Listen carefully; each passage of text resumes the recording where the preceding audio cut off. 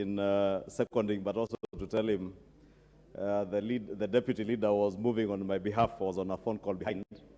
But Honorable Speaker, as the leader of minority says, that this prayer breakfast gives us an opportunity to come together as one people.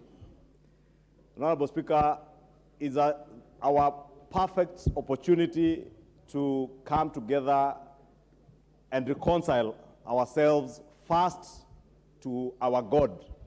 And I appreciate that the leader of minority also appreciates that the role God has in all our lives, irrespective of our political affiliation, Honorable Speaker. Two, it gives us the opportunity to also reconcile man to man.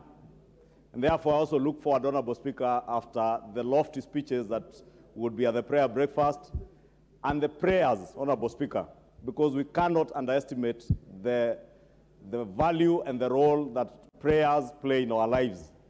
Honorable Speaker, if you want to ask how powerful prayer is, ask those of us in Kenya Kwanza. We will tell you how powerful prayer is. And we never take it for granted. And just as the leader of minority has announced the presence of the entire leadership of the Azimio leadership in Parliament and the absence of the Azimio leadership outside of Parliament, let me also announce the presence in that prayer breakfast meeting of the entire leadership of the Kenya Kwanza coalition in Parliament, and also our party leaders led by none other than His Excellency the President, because he knows that it has taken prayers for him to be president today. It has taken prayers for us to enjoy the peace and tranquility that we enjoy today. And Honorable Speaker, we suffered a drought in this country that we have not experienced for a record 40 years, and we kept saying that it is the worst drought in 40 years.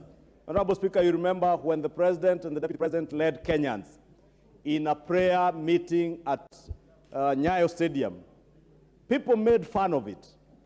But as I say, we can tell you the power of prayers, because after those prayers, Honorable Speaker, and prayers by many Kenyans, we have experienced rains in this country, and we want to pray, Honorable Speaker, even as we meet tomorrow morning to pray, that we not only reconcile ourselves to our God and our Maker, but also we reconcile amongst ourselves as political leaders, even as we seek to reconcile Kenyans.